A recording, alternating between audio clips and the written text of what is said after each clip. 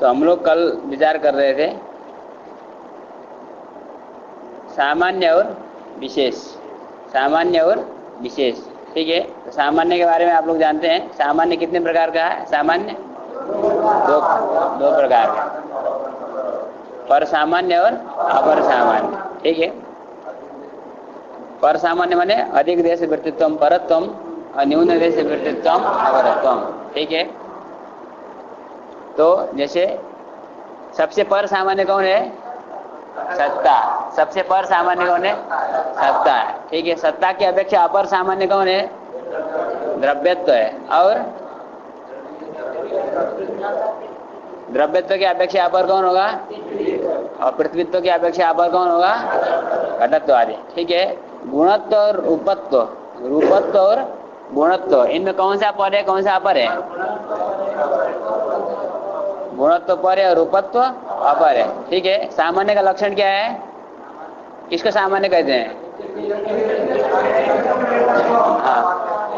हाँ, जो नित्य और अनेक में समवाय संबंध से रहे, जो नित्य और अनेक में समवाय संबंध से रहे, उसको सामान्य कहते हैं। ठीक है, जैसे घटत्व, घटत्व नित्य है कि नहीं? घटत्व नित्य है। एक घट में रहता है कि अनेक घट में रहता है? अनेक घट में रहेगा। किस संबंध से रहेगा? तो अनेक में समवाय संबंध से रहा कि नहीं रहा? जो समवाय संबंध से रहता है उसको क्या कहते हैं? समवेत कहते हैं। जो समवाय संबंध से रहे उसको, और समवायी किसको कहते हैं? जिसमें समवाय संबंध से रहे उसको कहते हैं समवायी। ठीक है, तो 7 पदार्थों में थे, 7 पदार्थों में से समवेत पदार्थ कौन कौन से? समवेत द्रव्य समवेत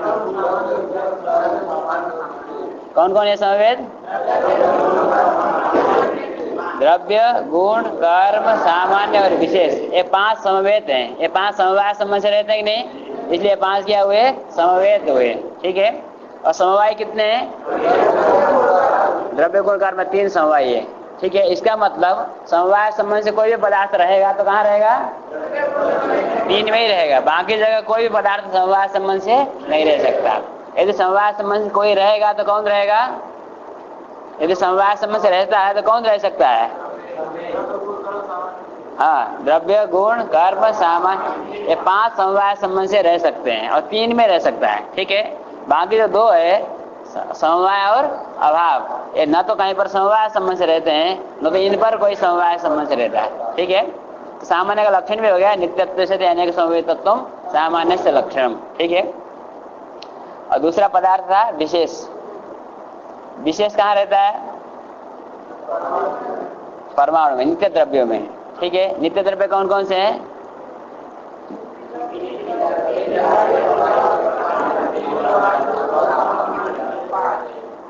पृथ्वी आदि 4 के परमाणु और आकाश आदि 5, ये नित्य द्रव्य है। ठीक है, तो नित्य द्रव्य में विशेष रहता है, क्या करता है?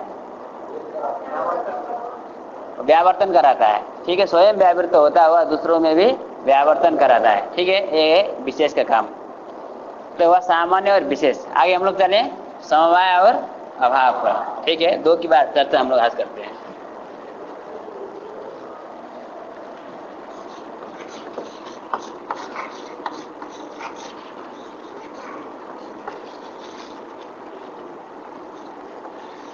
समवाय,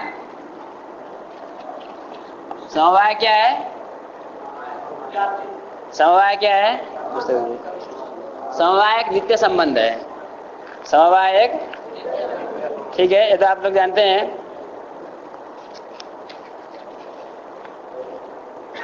चार प्रकार का संबंध हम लोगों ने बताया था पहले। कौन कौन सा संबंध है? संयोग, समवाय, स्वरूप और कालिक, ये 4 संबंध हमने बताया था। ठीक है, तो संयोग संबंध कहाँ होता है? द्रव्य द्रव्य एवं संयोग, 2 द्रव्य में संयोग संबंध होता है। ठीक है, समवाय संबंध कहाँ कहाँ होता है? 5 जगह पर। कहाँ कहाँ?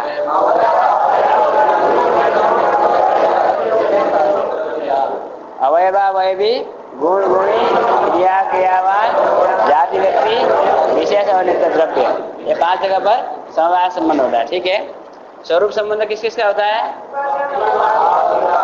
उपाधि और अभाव का संबंध स्वरूप संबंध, ठीक है। कालिक संबंध काल का संबंध, ठीक है। सारा पदार्थ काल में जिस संबंध से रहता है वो हुआ कालिक संबंध। तो संयोग संबंध, तो संयोग कौन सा पदार्थ है आप लोग जानते हैं? 7 पदार्थों में से 7 पदार्थ में कौन सा पदार्थ है संयोग? गुण है। 24 गुण में संयोग आता है कि नहीं आता है? तो संयोग तो एक गुण हो गया। समवाय एक स्वतंत्र पदार्थ है, अतिरिक्त पदार्थ है। 7 पदार्थों में एक समवाय का भी नाम है, तो समवाय एक अतिरिक्त पदार्थ है। तो समवाय एक संबंध है, ठीक है। जैसे हमने कहा घट और भूतल, घट और कपाल, इन दोनों के बीच में क्या संबंध है? समवाय संबंध। और घट और भूतल के बीच में कौन संबंध है? संयोग संबंध। तो इन दोनों में क्या अंतर है?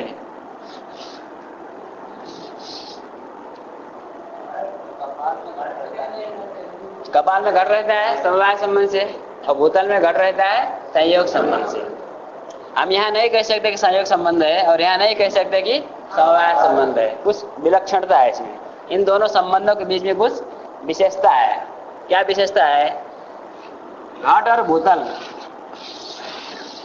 ये 2 अलग अलग स्वतंत्र द्रव्य है, ठीक है। 2 अलग अलग, और घट और कपाल भी 2 अलग अलग स्वतंत्र द्रव्य है, ठीक है। घट भी एक अलग द्रव्य है और कपाल भी एक अलग द्रव्य है, और भूतल भी एक अलग द्रव्य और घट भी एक अलग द्रव्य है।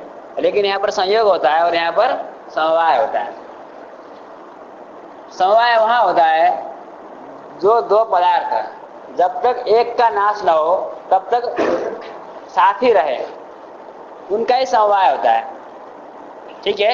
जैसे घट और कपाल है, ये दो जब तक रहेंगे साथ में ही रहेंगे। घट को अलग और कपाल को अलग दिखा सकते हैं? अलग अलग दो की सत्ता स्वतः अलग अलग नहीं होती, पृथक रूप से नहीं होती। जैसे घट और भूतल है, इस भूतल में हम घट लाकर रखेंगे, ठीक है। तो बाद में हम घट को हटा देंगे तो भूतल वैसे ही बना रहेगा और घट भी वैसा बना रहेगा। घट की सत्ता भी पूर्ववत है और भूतल की सत्ता भी पूर्ववत है, ठीक है। लेकिन घट और कपाल की स्थिति ऐसी नहीं है। कपाल में जब घट की उत्पत्ति होगी तो जब तक घट रहेगा तो कपाल में ही रहेगा, और कपाल से संबंध कब छूटेगा? जब वो नष्ट होगा, ठीक है। जैसे घट को भूतल से हम अलग कर सकते हैं, भूतल अलग स्वतंत्र सिद्ध है, घट अलग स्वतंत्र सिद्ध है, वैसे घट और कपाल की स्थिति नहीं होती है, ठीक है। जैसे रूप है, रूप कहाँ रहता है? घट में। जैसे श्याम रूप है, पहले काला रहता है, तो जो श्याम रूप है घट में रहेगा, ठीक है। 2 कपाल मिलकर घट बना तो घट में श्याम रूप की उत्पत्ति हुई। तो जब तक ये रूप रहेगा तो घट में रहेगा। उसको जला देंगे तो क्या होगा? लाल हो जाएगा घट, तो रूप का नाश होगा। जो पूर्व का रूप था श्याम रूप नष्ट होगा, उसके बाद उसमें रक्त रूप की उत्पत्ति हुई। ऐसा नहीं कि रूप यहाँ से निकल करके दूसरे घट में जाकर बैठे, ऐसा संभव है? ऐसा संभव नहीं है। इसलिए इनका जो संबंध है, जब तक दो पदार्थ जब तक नष्ट नहीं होते हैं तब तक एक दूसरे में ही आश्रित होते हैं। उन दोनों का बीच का जो संबंध है, उस संबंध का नाम है समवाय संबंध। और घट और भूतल में से स्थिति नहीं है। वो स्वतंत्र घट भूतल में कभी रहता है और कभी नहीं भी रहता। हम उसको हटा भी सकते हैं, रख भी सकते हैं। अतः इन दोनों के बीच में समवाय संबंध नहीं होता, ठीक है। तो ऐसे 2 पदार्थ जब तक रहेंगे, एक जिसमें आश्रित था पूर्व में, जब तक नाश न होगा तब तक उसी में आश्रित रहता है। ऐसे 2 पदार्थों के बीच में समवाय संबंध होता है, ठीक है। तो ये समवाय संबंध हुआ, अवयवावयवी हुआ, गुण गुणी हुआ, क्रिया क्रियावान है। जैसे पंखा में क्रिया हो रही है, वो पंखा से क्रिया निकल करके दूसरे पंखा में जाए, ऐसा संभव है? ठीक है। वो पंखा क्रिया नहीं होगी तो क्रिया नष्ट हो जाएगी वहीं पर। उसी पंखा में क्रिया की उत्पत्ति हुई है, बंद करेंगे हम स्विच, वो क्रिया वहीं पर नष्ट हो जाएगी, ठीक है। अगर जब तक रहेगा वो पंखा में क्रिया बनी रहेगी, दूसरे में वो पंखा अलग है और क्रिया अलग है, ऐसा हम दिखा सकते हैं। इसमें श्याम रूप है चक में, ठीक है। इस चक और श्याम एक अलग अलग है। इसमें जो रूप दिखाई दे रहा है एक गुण है, गुण दिखाई दे रहा है आपको, और यह द्रव्य भी है, द्रव्य भी दिखाई दे रहा है। दोनों एक ही चीज, एक अलग अलग चीज है। श्याम रूप जो दिखाई दे रहा है और जो चक दिखाई दे रहा है, हाँ श्वेत रूप, हमको उसका क्या दूसरा श्याम श्वेत रूप, शुक्ल रूप, ठीक है। चक में कौन सा रूप है? शुक्ल रूप है, ठीक है। और एक चक है, 2 चीज है कि एक चीज है? एक ही है। इसमें से जो शुक्ल रूप है और जो त्वक है द्रव्य, एक ही अलग अलग है, दो चीजें, एक गुण है और एक द्रव्य है। त्वक में रूप है, त्वक में शुक्ल रूप है, शुक्ल रूप का आश्रय त्वक है, ठीक है। द्रव्य में गुण आश्रित रहता है, लेकिन वो गुण तब तक बना रहेगा जब तक वो नष्ट नहीं होगा। इसको हम जला देंगे तो काला हो जाएगा, ठीक है। उस समय त्वक बना रहेगा कि नहीं बना रहेगा, लेकिन उसका रूप रहेगा, रूप तो रहेगा, मतलब दूसरा रूप आ जाएगा, पूर्व वाला रूप नष्ट हो जाएगा, ठीक है। तो गुण और गुणी में भेद होता है, अभेद नहीं होता है, लेकिन जब तक रहेगा यह रूप इसी त्वक में ही आश्रित होकर रहेगा, इसमें से निकाल करके दूसरे में नहीं जा सकता। बदल गया मतलब क्या, पूर्व रूप नष्ट हो गया ना, उसमें इसमें जो शुक्ल रूप था वो नष्ट हो गया, अब बाद में काला हो जाएगा, श्याम रूप की उत्पत्ति हुई। पूर्व रूप का नाश होकर के रूपांतर की उत्पत्ति हुई है, परिवर्तन नहीं हुआ है। श्याम ही शुक्ल हो गया, मतलब शुक्ल ही श्याम हो गया, ऐसी बात नहीं है। पहले श्याम रूप शुक्ल रूप नष्ट हो गया, बाद में उसे श्याम रूप की उत्पत्ति होती है। जैसे घट है, घट पहले काला है, बाद में क्या हो जाता है, लाल हो जाता है। तो उसमें जो शुक्ल रूप था अथवा श्याम रूप था, कोई भी हो, उसका नाश हो जाता है पहले, उसके बाद में उसमें रक्त रूप की उत्पत्ति होती है। परिवर्तन नहीं हुआ है, पूर्व रूप का नाश होकर के रूपांतर की उत्पत्ति हुई है, लेकिन जब तक वो बना रहेगा उसी में बना रहेगा, अलग से स्वतंत्र हो उसमें से निकल करके दूसरे में नहीं जा सकता, ठीक है। अतः दो पदार्थ है लेकिन एक ही की तरह रहते हैं, इसलिए इन दोनों के बीच के संबंध समवाय संबंध है। जैसे एक वाक्य हम आपको बताते हैं,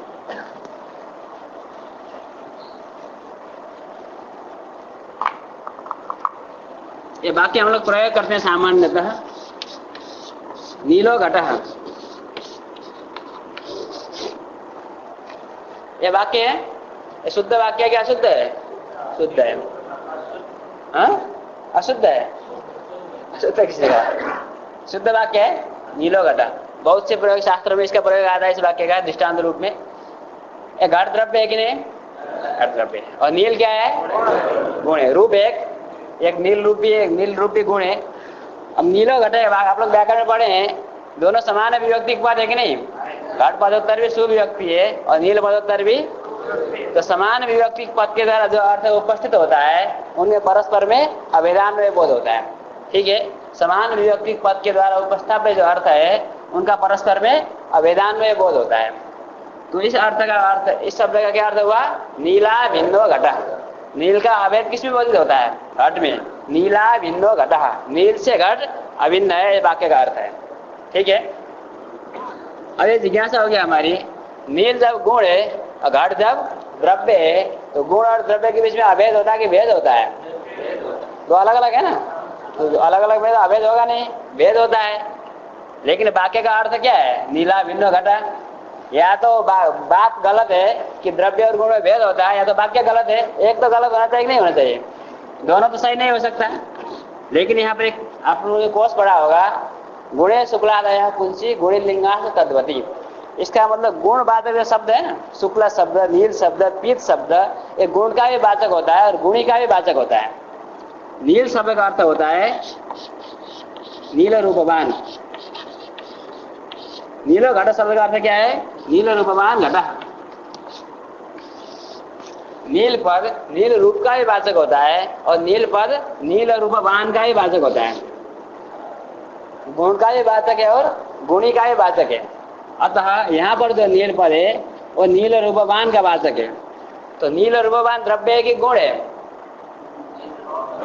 द्रव्य, नील रूपवान द्रव्य, नील रूप गुण है और नील रूप जो आश्रय होगा वो क्या होगा, द्रव्य होगा। तो द्रव्य और द्रव्य में अभेद होता है कि नहीं होता है, अभेद होता है, अतः यह अभेद इसमें सिद्ध होता है, ठीक है। तो ऐसी जगह पर जो नील शब्द आता है वो गुण का वाचक नहीं है, अभी तो द्रव्य का वाचक है, ठीक है। चलिए ये थोड़ा ऊपर की बात है। अब चलिए हम समवाय की बात कर रहे थे, ये दो ऐसे पदार्थ जब तक एक का नाश नहीं होगा तब तक दूसरे पर ही आश्रित रहे, ऐसे दो पदार्थों के बीच में समवाय संबंध होता है, ठीक है। वो 5 जगह हम दृष्टांत रूप से, जैसे अवयवावयवी, गुण गुणी, क्रिया क्रियावान, जाति व्यक्ति और विशेष और नित्य द्रव्य, इतने जगह पर समवाय संबंध होता है, ठीक है। और समवाय संबंध नित्य होता है, समवाय संबंध नित्य होता है और एक होता है। समवाय तो एक है वह, समवायस्तु एक है, समवाय एक होता है और समवाय नित्य होता है। ठीक है, इस समवाय का परिचय हो गया। हो गया, चलिए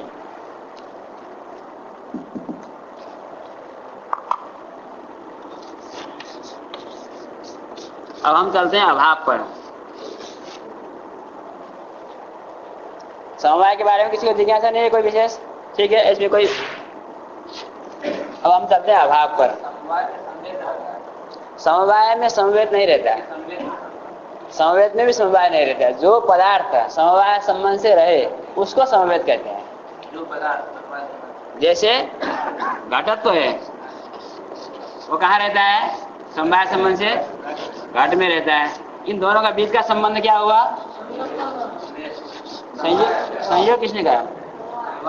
इन दोनों के बीच का संबंध क्या हुआ? समवाय संबंध। ठीक है, और जो समवाय संबंध से रहे उसको क्या कहते हैं? समवेत कहते हैं। क्या कहते हैं? समवेत। हाँ, यह समवाय संबंध में तिष्ठति। तो घटत्व तो समवेत है। घटत्व क्या है? और जिसमें समवाय संबंध से रहे उसको क्या कहते हैं? समवायी। तो घट क्या हुआ? समवायी हुआ। इन दोनों के बीच का संबंध समवाय संबंध है। घट समवेत, ये घटत्व तो समवेत है और घट समवायी है। ठीक है,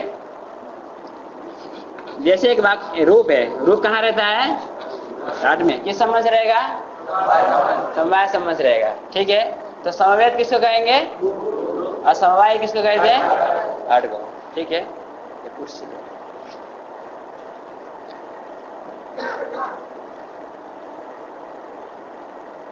पूरी कुर्सी मंगा रहे हैं।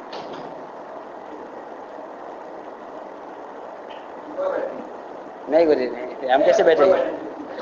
हम कैसे बैठेंगे गुरु जी?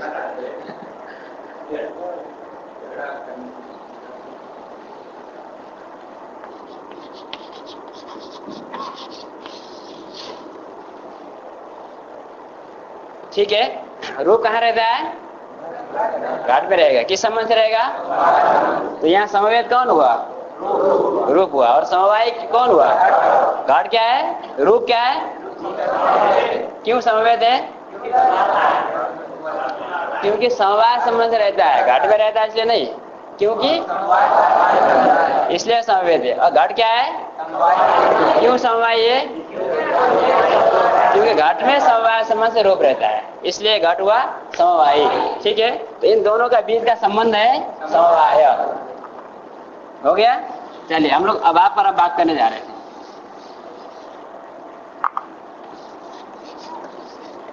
अभाव ये सप्तम पदार्थ है। 7 पदार्थ में से अंतिम पदार्थ का नाम क्या हुआ? अभाव। ठीक है, अभाव का परिचय तो सबको है। जो वस्तु कहीं पर है, कहीं पर, जैसे चौक हमारे हाथ में है, तो आपके हाथ में है कि नहीं? आपके हाथ में नहीं है, तो आपके हाथ में क्या है? अभाव है। किसका अभाव है? चौक का अभाव है।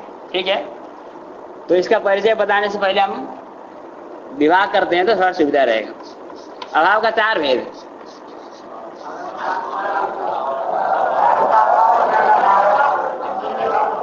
कौन कौन? प्राग भाव, प्राग भाव, प्रध्वंसाभाव, अत्यंताभाव और अन्योन्याभाव। ठीक है, सामान्य तो हम अभाव कहने से अत्यंताभाव समझते हैं। ठीक है, तो पहले हम अलग अलग भेद समझ लें तो स्पष्ट हो जाएगा। प्राग भाव, प्राग भाव किसको कहते हैं? शब्द से अर्थ मालूम होता है पूर्व का अभाव। प्राग भाव मैंने पूर्व का।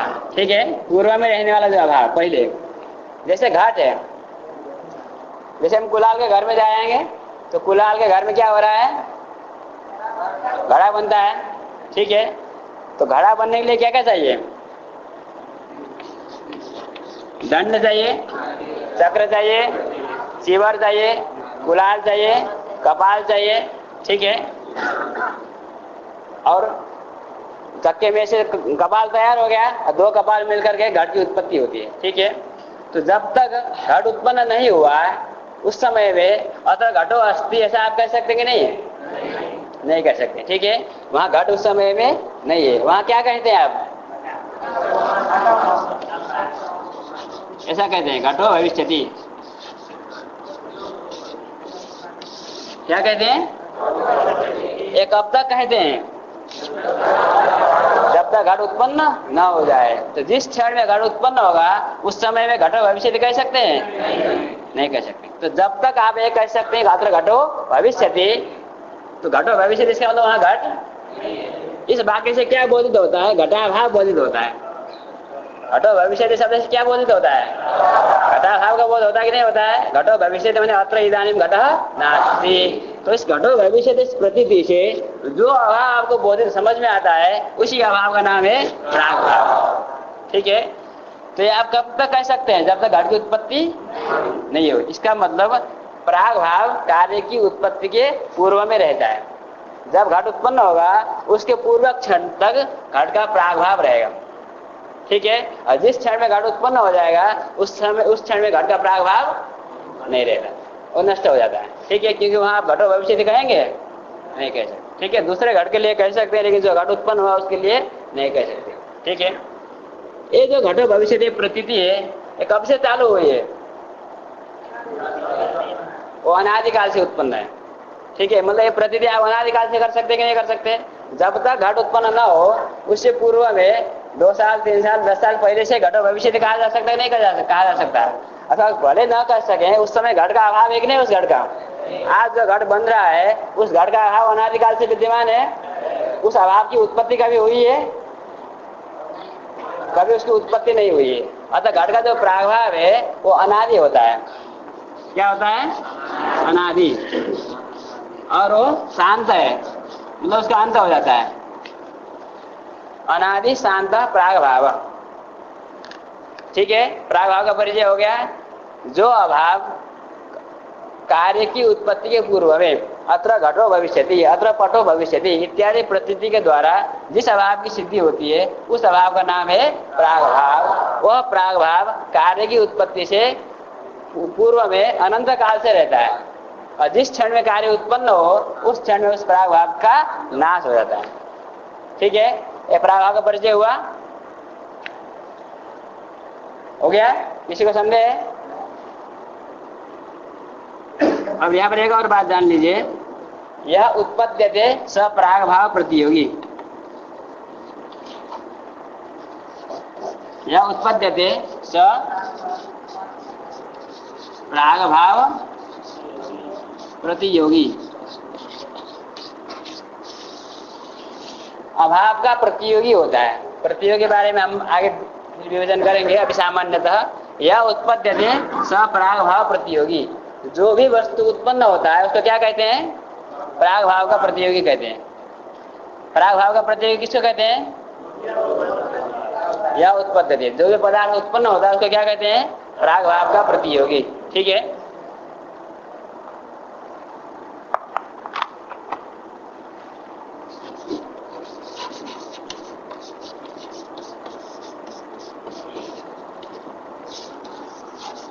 दूसरा अभाव है प्रध्वंसा अभाव। इसको ध्वंस कहा जाता है। दूसरा अभाव क्या है? उसका दूसरा नाम क्या है? ध्वंस कहने से प्रध्वंसा अभाव समझना है। ठीक है? जैसे घाट है, घाट रखा है, घाट को डंडे से हमने मार दिया तो क्या हो जाएगा? ध्वस्त हो जाएगा, घाट फूट जाएगा। ठीक है? तो दंड का जब संयोग हुआ घट के साथ उसके बाद क्या हुआ? घट ध्वंस हुआ। वहां कुछ उत्पन्न हुआ।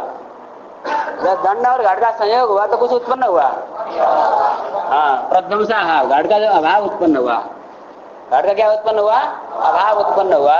उस अभाव का नाम क्या है? प्रध्वंसा अभाव। ठीक है? तो दंड और घट के संयोग होने के अनंतर जो अभाव उत्पन्न होता है उस अभाव का नाम है प्रध्वंसा अभाव। उसकी प्रतीति कैसी होती है? घटो ध्वस्त।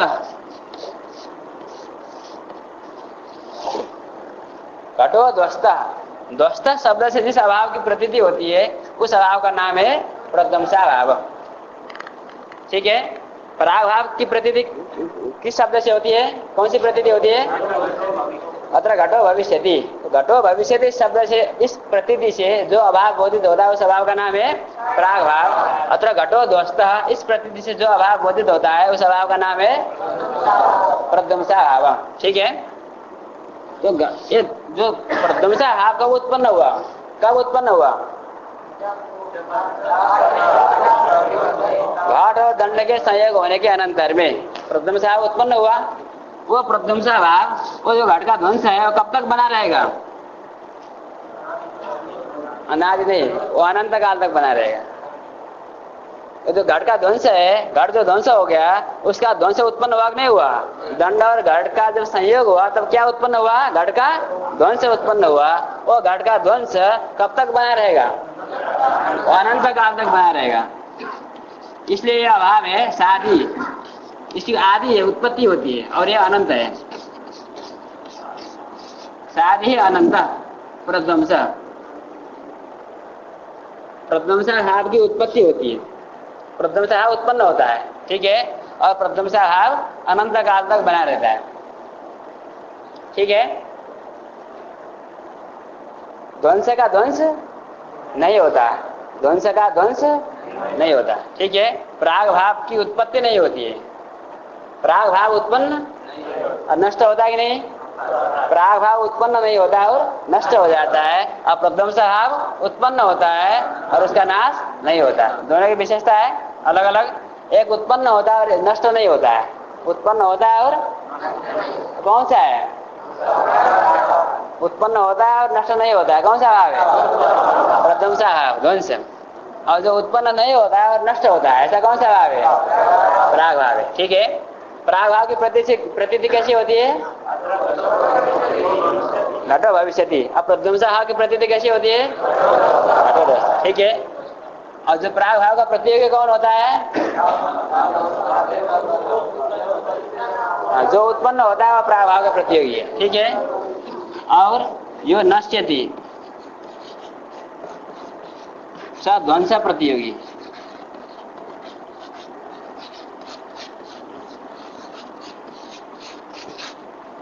जो नष्ट होता है वो प्रध्वंसा भाव का प्रतियोगी होता है, ठीक है। घट उत्पन्न होता है कि नहीं? घट उत्पन्न होता है, इसलिए घट क्या हुआ? प्राग भाव का प्रतियोगी हुआ। घट क्या हुआ? घट प्राग भाव है कि नहीं? घट प्राग भाव है कि नहीं? घट प्राग भाव है कि नहीं? प्राग भाव है कि नहीं? नहीं है, क्योंकि घट द्रव्य है ना। अब आप एक द्रव्य पदार्थ है, एक सातवां अंतिम पदार्थ है, तो घट अभाव हो नहीं सके, तो भाव पदार्थ है ना। तो घट क्या है? द्रव्य है। घट प्राग भाव नहीं है, अभी तो घट प्राग भाव का प्रतियोगी है। क्यों घट प्राग भाव का प्रतियोगी है? क्योंकि घट उत्पन्न होता है, क्योंकि घट या उत्पद्यते स प्राग भाव, ये नियम है ना अभी, यह उत्पद्यते स प्राग भाव प्रतियोगी। तो घट उत्पन्न होता है कि नहीं होता है? इसलिए घट क्या हुआ? प्राग भाव का। घट का नाश होता है कि नहीं होता है? घट का ध्वंस होता है। घट ध्वंस है कि घट का ध्वंस होता है? घट ध्वंस है, घट ध्वंस नहीं है, घट का ध्वंस होता है, ठीक है। इसलिए घट ध्वंस का प्रतियोगी हुआ, क्योंकि यह नश्यति स ध्वंस प्रतियोगी। घट का नाश होता है कि नहीं होता है? अतः घट क्या हुआ? ध्वंस प्रतियोगी हुआ, ठीक है। तो दो भाव का परिचय हुआ आप लोगों को। चलिए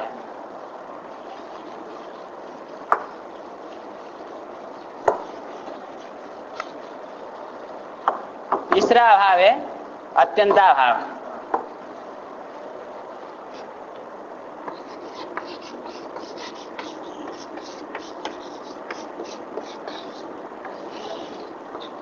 अत्यंता भाव हमने जो पहले परिभाषा बताया था, जो वस्तु कहीं विद्यमान हो, जो वस्तु कहीं पर विद्यमान है दूसरे जगह पर, और जहां दूसरे एक जगह पर विद्यमान रहेगा तो दूसरे जगह पर वो विद्यमान रहेगा, तो उस दूसरे जगह पर उसका क्या रहेगा? उसी अभाव का नाम है अत्यंता अभाव, ठीक है। जो वस्तु कहीं दूसरे जगह पर प्रसिद्ध है और जो उसका अधिकरण नहीं है, वहां उसका जो अभाव रहता है, उस अभाव का नाम है अत्यंता अभाव, ठीक है। जैसे बनारस में जो क्या है, विश्वनाथ जी का मंदिर है, वो इलाहाबाद में है, तो इलाहाबाद में उस मंदिर का अभाव है, उस अभाव का नाम है अत्यंता अभाव, ठीक है। देखिए जिस समय घट रहता है उस समय घट का प्रागभाव रहता है कि नहीं? जिस समय घट है उस समय घट का प्रागभाव है, घट की उत्पत्ति के पूर्व में प्रागभाव रहता है। जिस समय घट है उस समय घट का प्रागभाव और घट का प्रध्वंसा भाव रहेगा। जिस समय घट है उस समय घट का प्रध्वंसा भाव कब रहेगा? घट का प्रध्वंसा भाव नाश होने के बाद। लेकिन अत्यंता भाव तब रहेगा जब घट भी रहेगा, कहीं रहना चाहिए। ठीक है, इस कमरे में जो घट है उस घट का अभाव दूसरे कमरे में रहेगा। तो घट इस समय विद्यमान है कि नहीं किसी दूसरी जगह पर, और जहां नहीं है वहां उसका अभाव है, तो उस अभाव का नाम है अत्यंताभाव। तो अत्यंताभाव उस वस्तु का मिलता है जो वस्तु कहीं पर रहे। ठीक है, तो प्रागभाव कब होगा? जब वस्तु नहीं रहेगा। प्रध्वंसाभाव कब रहेगा? जब वस्तु नहीं रहेगा। लेकिन अत्यंताभाव कब रहेगा? जब वस्तु की सत्ता है, कहीं पर उपस्थित है। ठीक है, तो जैसे घट है, घट कहाँ रहेगा? भूतल में। घटाभाव कहाँ रहेगा? अभाव शब्द से प्रायशः ये अत्यंताभाव बोधित होता है। घट का जो अनधिकरण देश होगा, घट का जो अनधिकरण, घट जहां रहा हो उसको क्या कहेंगे? घट का अधिकरण। और जहां घट नहीं रहेगा वो घट का अनधिकरण। तो जो घट का अनधिकरण होगा उसमें क्या रहेगा? घट का अभाव रहेगा। उस अभाव का नाम क्या है? अत्यंताभाव। उस अभाव का नाम है अत्यंताभाव। ठीक है, ये सामान्य परिचय हुआ अत्यंताभाव का। ठीक है, अब देखिए इसमें थोड़ा हम आपको और बात बताते हैं।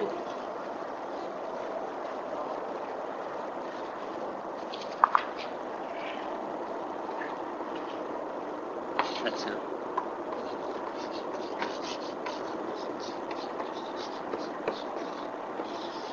हमने पहले जो दो अभाव बताया, प्राग भाव और प्रध्वंसा भाव, ये दोनों अनित्य हैं। दोनों अनित्य है। नित्य किसको कहते हैं? जिसकी उत्पत्ति भी ना होती हो और जिसका नाश भी नहीं होता है, उसको क्या कहते हैं? नित्य कहते हैं। तो प्राग भाव उत्पन्न होता कि नहीं होता है? प्राग भाव उत्पन्न होता कि नहीं? प्राग भाव उत्पन्न नहीं होता है। प्राग भाव उत्पन्न, प्राग भाव का नाश होता है। जब घट उत्पन्न होगा तो प्राग भाव नष्ट होता है। ठीक है, तो प्राग भाव उत्पन्न नहीं होता है लेकिन उसका नाश है कि नहीं? इसलिए वो नित्य नहीं है। प्रध्वंसा भाव की उत्पत्ति होती है कि नहीं होती है? होती है, लेकिन उसका नाश, इसलिए वो भी अनित्य है, क्योंकि उसकी उत्पत्ति है कि नहीं? जो उत्पन्न होता है अथवा जो नाश, जिसका नाश होता है, वो दोनों अनित्य होते हैं। लेकिन अत्यंता भाव उत्पन्न भी नहीं होता है, नष्ट भी नहीं होता है, तो ये नित्य है। अत्यंता भाव नित्य, ये नित्य अभाव है। ठीक है, अब आपको जिज्ञासा होगी कि घटाभाव जो नित्य है, इस भूतल में भी घटाभाव है? इस भूतल में घटाभाव है कि नहीं है? मान लीजिए कहीं से घट आ गया, उस समय उस भूतल में घटाभाव रहेगा? नहीं रहेगा। ठीक है, तो हमने क्या कहा? अभी घटाभाव नित्य होता है। ठीक है, तो यदि नित्य है तो घट हम जब लिया है तो घटाभाव क्या हुआ? घटाभाव क्या हुआ? देखिए, वस्तु की प्रतीति में दो विकल्प हो सकता है, या तो घटाभाव कहीं दूसरी जगह चला गया, या तो घटाभाव नष्ट हुआ। ये दो ही विकल्प हो सकता है कि नहीं? जिस समय जैसे चौक है हमारे हाथ में नहीं है, वो कब हो सकता है? या तो हमारे हाथ से दूसरे जगह कहीं चला जाए, या तो नष्ट हो जाए। दो ही विकल्प हो सकता है। यदि ये नाश भी नहीं हुआ है और हमारे हाथ से कहीं दूसरी जगह गया भी नहीं है, तो यही रहेगा। तो घटाभाव यदि यहाँ पर है अभी वर्तमान में, तो हम जब घट ले आते हैं तो उस समय